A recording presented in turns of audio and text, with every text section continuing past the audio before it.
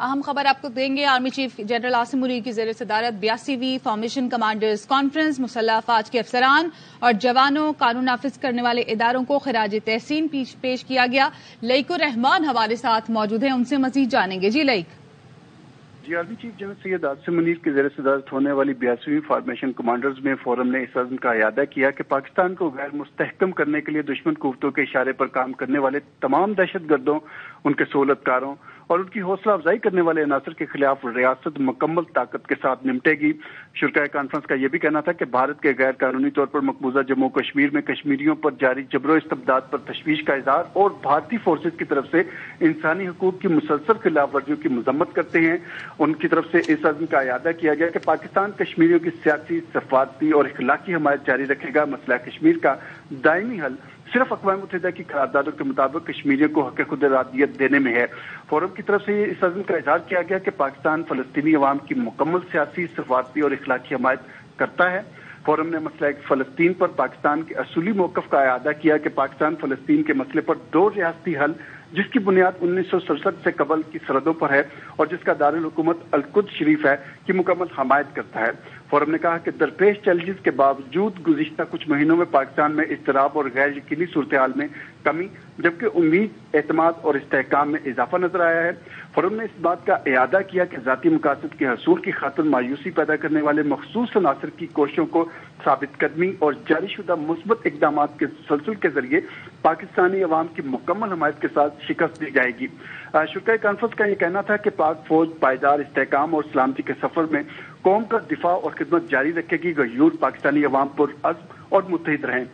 معیشت کی پائیدار بحالی، اسمگلنگ، ذخیرہ اندوزی، بجلی چوری، ون ڈاکیومنٹ رجیم کا نفاذ، غیر قانونی غیر ملکیوں کی باوقار وطن واپسی اور قومی ڈیٹا بیس کی حفاظت سمیت غیر قانونی سرگرمیوں کو روکنے کے لیے مختلف شعبوں میں حکومتی اقدامات کی بھی مکمل حمایت کی گئی، جبکہ آرمی چیف نے ابھرتے خطرات سے نمٹنے کے لیے فارمیشنز کی آپریشنل تیاریوں اور تربیت کے اعلیٰ معیار پر اظہار اطمینان کیا۔ جی لائک ہمارے ساتھ رہیے گا۔ آرمی چیف کی زیر صدارت فارمیشن کمانڈرز کانفرنس دشمن قوتوں کے اشارے پر کام کرنے والے دہشت گردوں سے طاقت سے نمٹنے کا عزم، دہشت گردوں کے سہولت کاروں اور حوصلہ افزائی کرنے والے عناصر سے نمٹنے کا اعادہ، شرکاء کی بھارتی فورسز کی جانب سے انسانی حقوق کی مسلسل خلاف ورزیوں کی مذمت، پاکستان کشمیریوں کی سیاسی، سفارتی اور اخلاقی حمایت جاری رکھے گا، جبکہ پاکستان فلسطینی عوام کی مکمل سیاسی، سفارتی اور اخلاقی حمایت کرتا رہے گا۔ یہ بھی کہا گیا، جبکہ مزید کہا گیا کہ فورم نے مسئلہ فلسطین پر پاکستان کے اصولی موقف کا اعادہ بھی کیا۔